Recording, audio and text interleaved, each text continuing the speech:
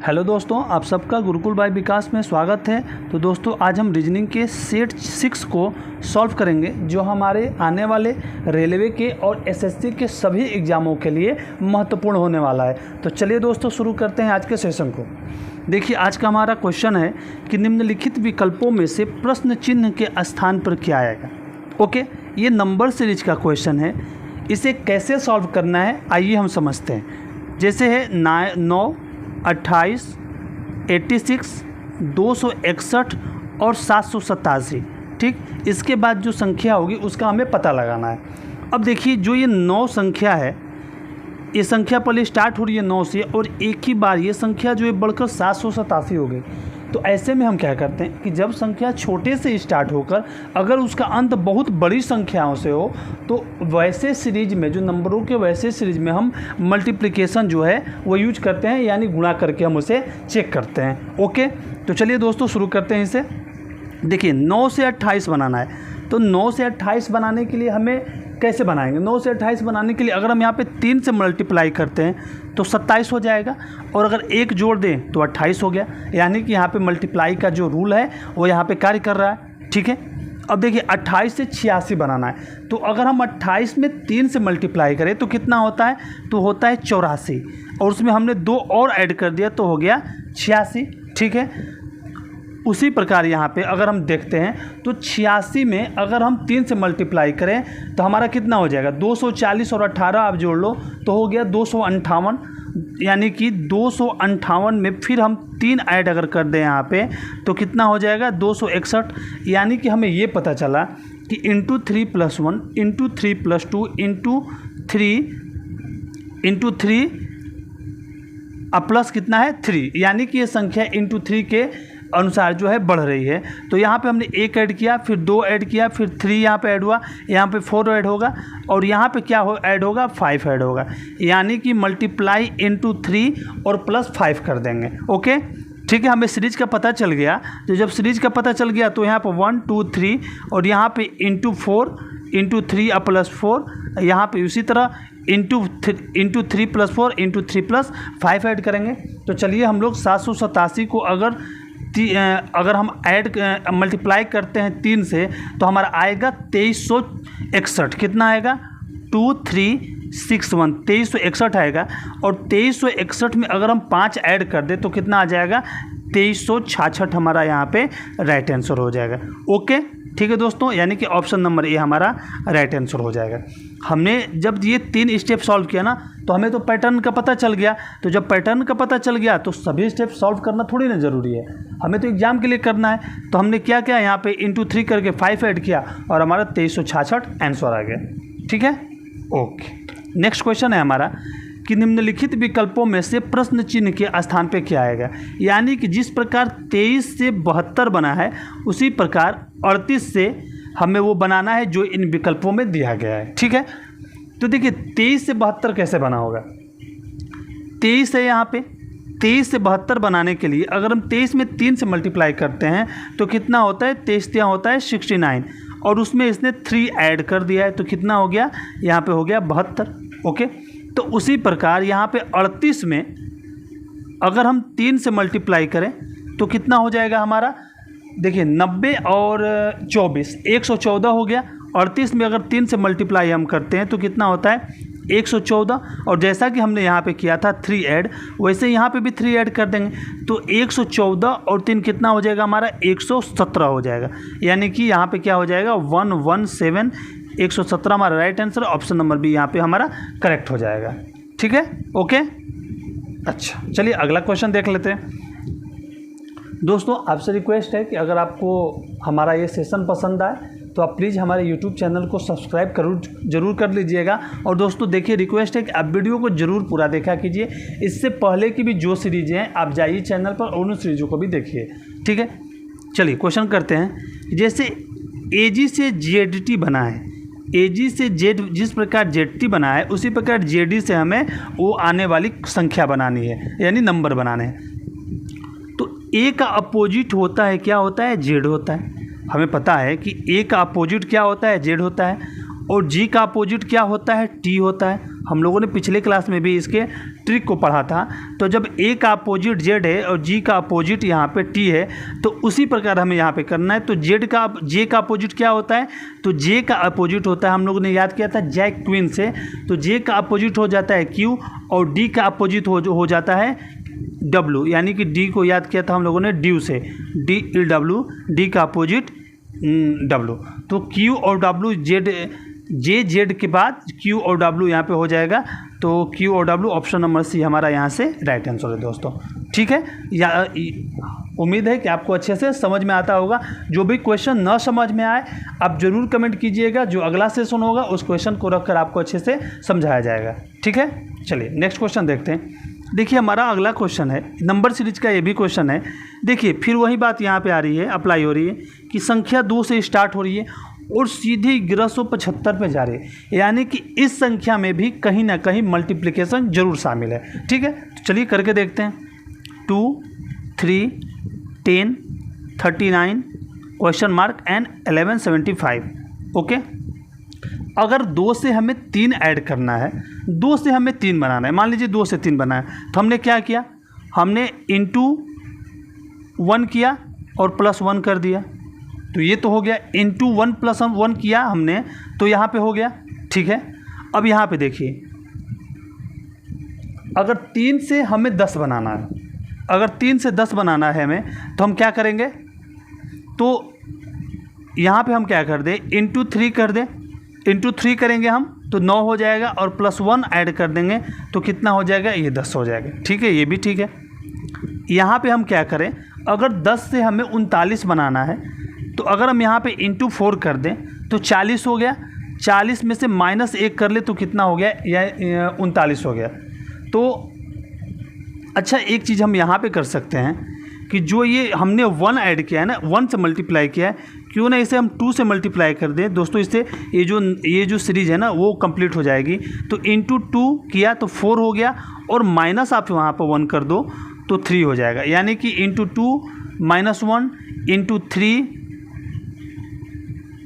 +1 into 4 -1, तो यहाँ पे क्या हो जाएगा, इंटू 5 और +1 सीरीज के अनुसार यहाँ पे हो जाएगा इंटू 5 और +1। तो हमें करना क्या है कि आप यहाँ पे 39 में 5 से जब मल्टीप्लाई करेंगे तो 150 और 45 कितना हो जाएगा, 150 और 45 होता है 195।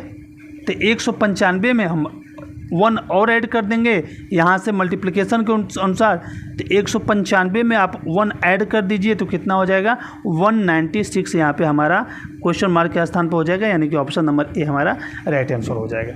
ठीक है, समझ में आया दोस्तों। देखिए ये सीरीज़ यहाँ से पता हो गई थी हमें, जब हमने यहाँ पे मान लीजिए हमने जब यहाँ से करना शुरू किया तो हमें पता हो गई कि माइनस प्लस और माइनस का जो है ये सीरीज चल रहा है।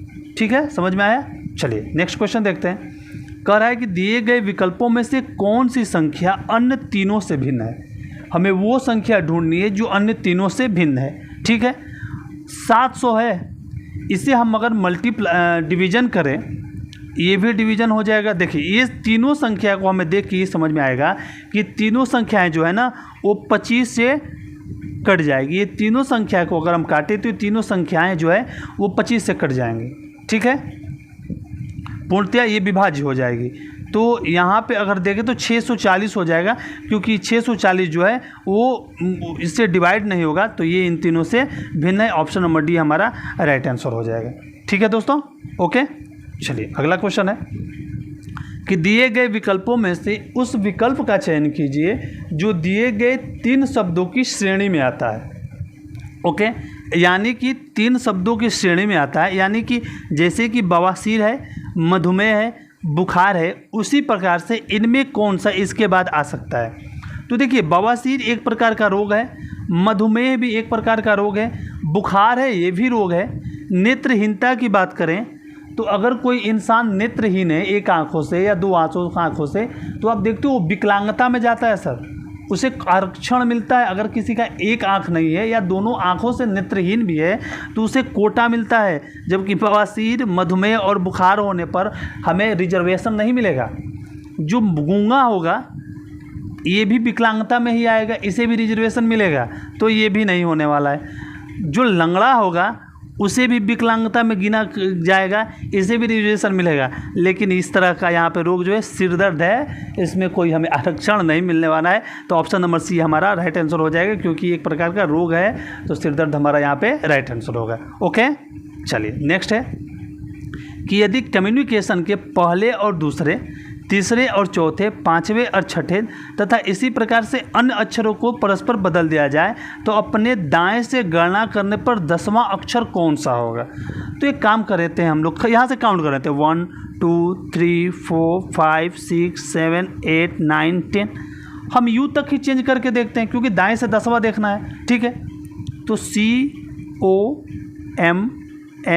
COMMU और N ऐसे हमने काउंट किया। अब हम इसे बदलते जाएंगे, क्यों कर रहे हैं पहले और दूसरे को।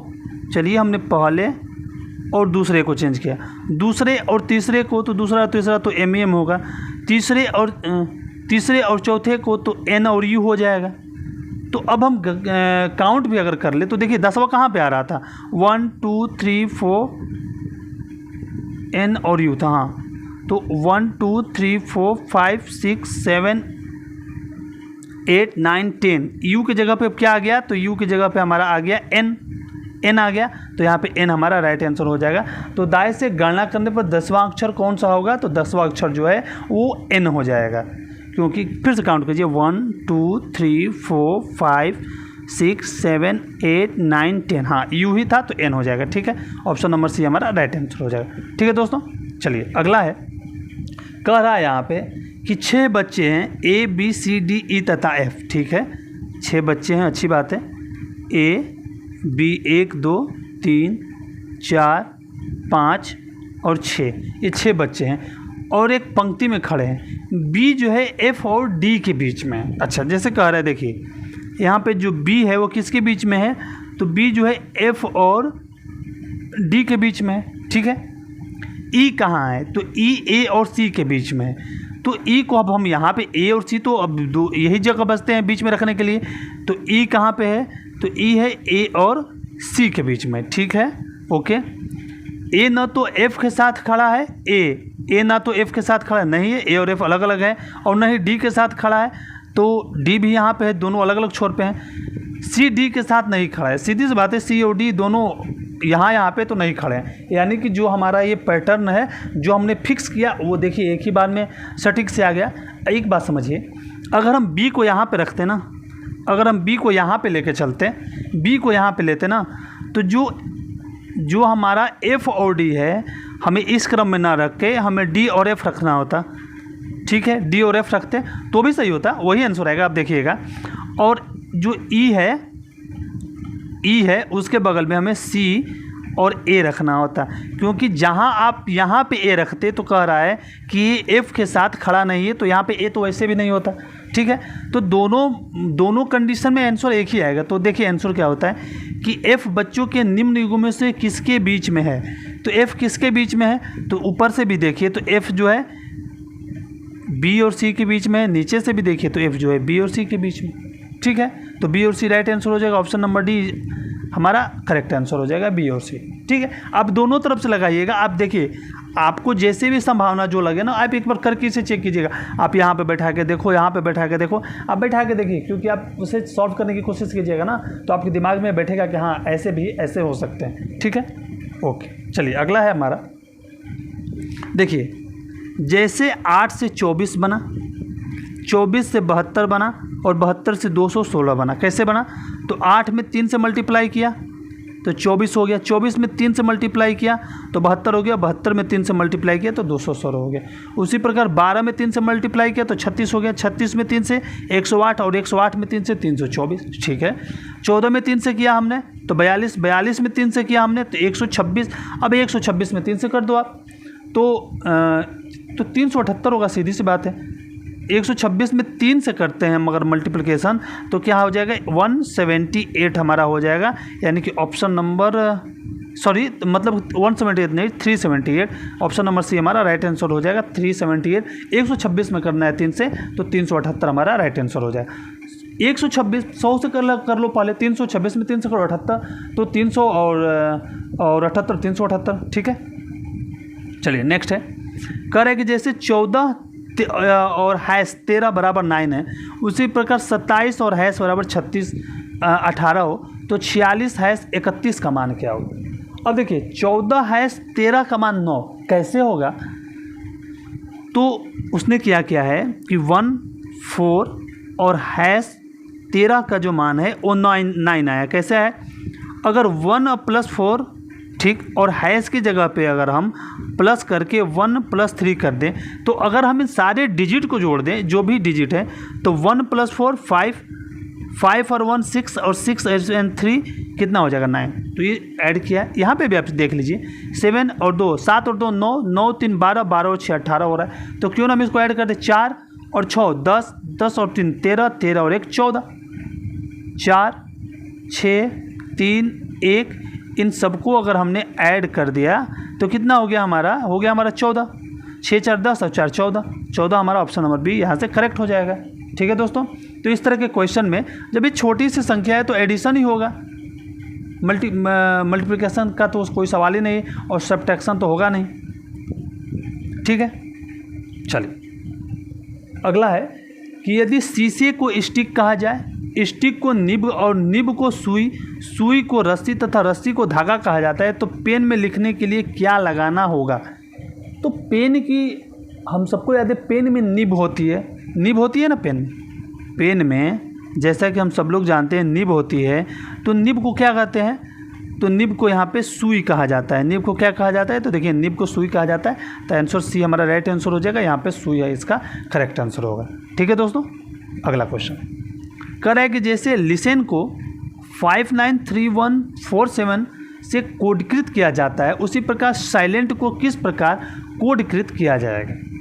ठीक है, तो ये तो सबसे इजी है क्योंकि सारे के सारे अक्षर जो हैं इसी में दे दिया है। जैसे देखिए यहाँ से आप समझो, एल को क्या लिखा है उसने, एल को तो 5 लिखा है, तो यहाँ पे भी जो एल होगा उसे भी तो हम 5 लिखेंगे ना। तो हम शुरू करते हैं, SILEN और T। ठीक है, अब जैसे देखिए एस को क्या लिखना है, तो एस तीसरे नंबर पे है और एस को 3 लिखा है, एस को हमने 3 लिखा। आई को देखिए, आई दूसरे नंबर पे है, यहाँ पे क्या लिखा है 9 लिखा है, आई को हमने 9 लिखा। एल कहाँ पे है, एल पहले नंबर पे है और एल को क्या लिखा है 5 लिखा है। ओके, ई देखिए, ई कहाँ है, लास्ट से दूसरा है 1 लिखा है, हमने यहाँ पे 1 किया।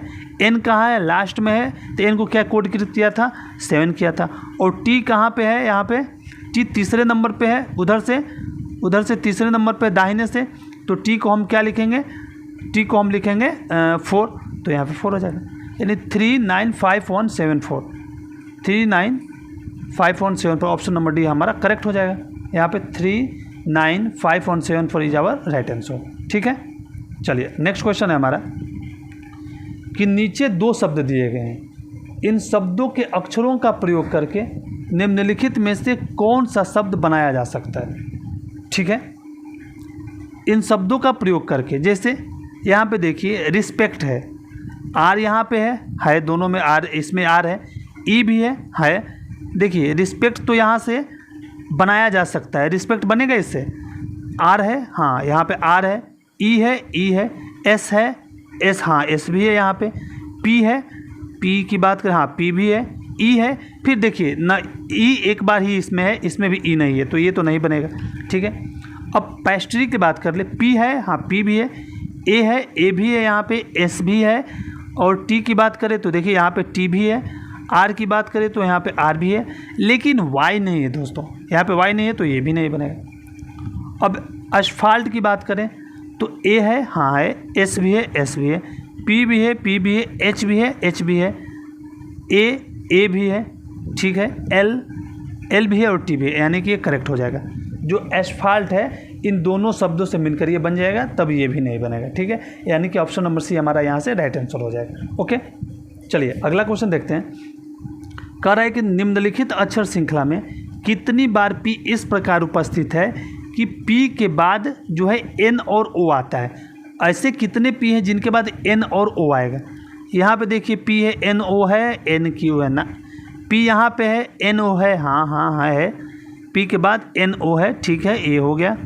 अब देखिए पी एन ओ नहीं, टी ओ है, पी एन ओ हाँ है, बिल्कुल है, पी के बाद एन ओ है, अच्छा ठीक है, पी एन ओ, यहाँ पे पी नो, यानी कि 1, 2 और 3, 3 पेयर बन रहे। ऑप्शन नंबर सी यहाँ से करेक्ट हो जाएगा। ओके, चलिए अगला है, कह रहा है कि सुकेत की 3 पुत्रियां हैं। अच्छा, सुकेत हैं, समझ लीजिए, ओरली हो जाएगा, मैं आपको समझा रहा हूँ। सुकेत हैं, उनकी 3 डॉटर हैं, 1, 2, 3, ठीक है, और प्रत्येक पुत्री का एक भाई है।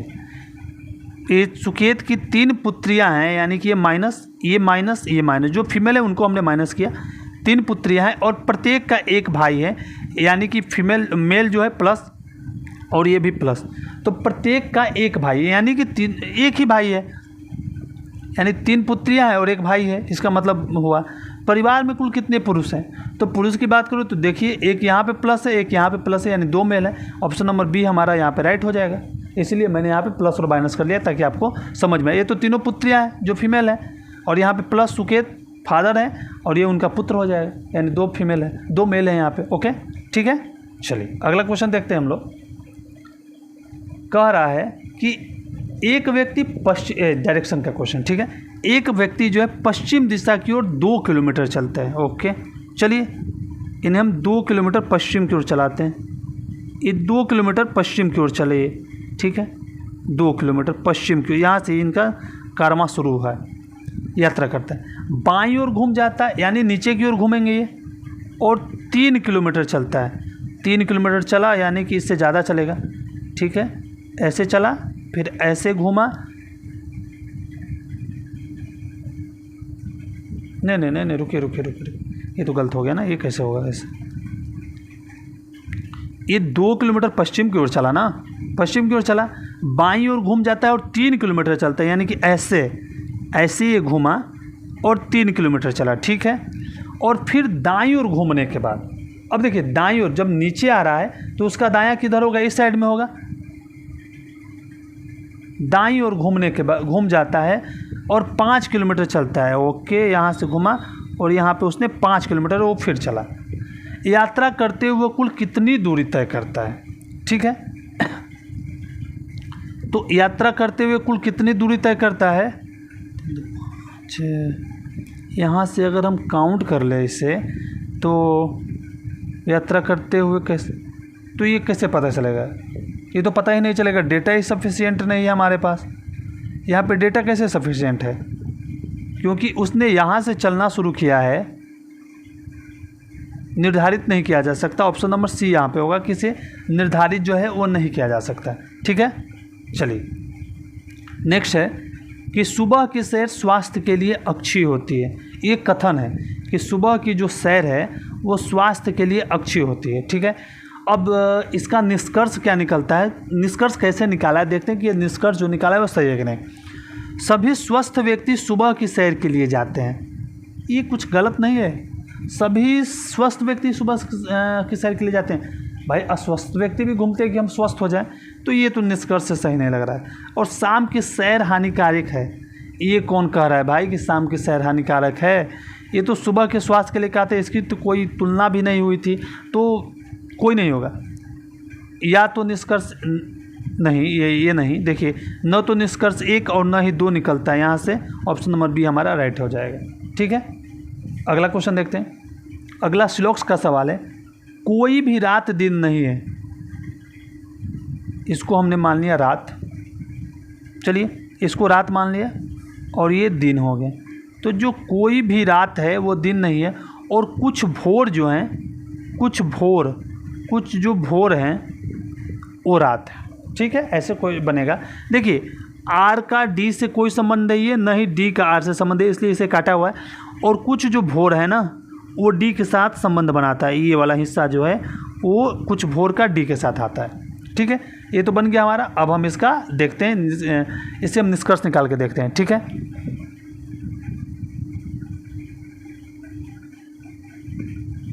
उत्तरी, अच्छा दोस्तों लगता है कि सिर्फ निष्कर्ष ही आ गया है, इसका जो कथन है वो नहीं आया है। अच्छा ठीक है, सॉरी, इसे कल रखा जाएगा पक्का। इस क्वेश्चन को जो है वो कल के सेशन में रखा जाएगा। सॉरी दोस्तों, ये आ नहीं पाया है, ठीक है, सॉरी इसके लिए। नेक्स्ट देख लेते हैं हम लोग। अच्छा चलिए, यहाँ पे समाप्ति हो गया। तो दोस्तों देखिए आज का सेशन जो था सेट 6, इसको हमने डिस्कस किया। आप लोगों से रिक्वेस्ट है कि अगर आपको हमारा सेशन पसंद आया, आपको हमारे द्वारा पढ़ाई गई चीज़ें अगर समझ आई हो तो प्लीज़ आपसे रिक्वेस्ट करता हूँ कि आप कमेंट ज़रूर किया कीजिए। कमेंट करके हमारे यूट्यूब चैनल गुरुकुल बाय विकास को लाइक कर दें और सब्सक्राइब कर लीजिए। ठीक है दोस्तों, मिलते हैं कल के सेशन में एक अच्छे क्वेश्चन के साथ। तब तक के लिए आप सबका बहुत बहुत धन्यवाद। थैंक यू, शुक्रिया।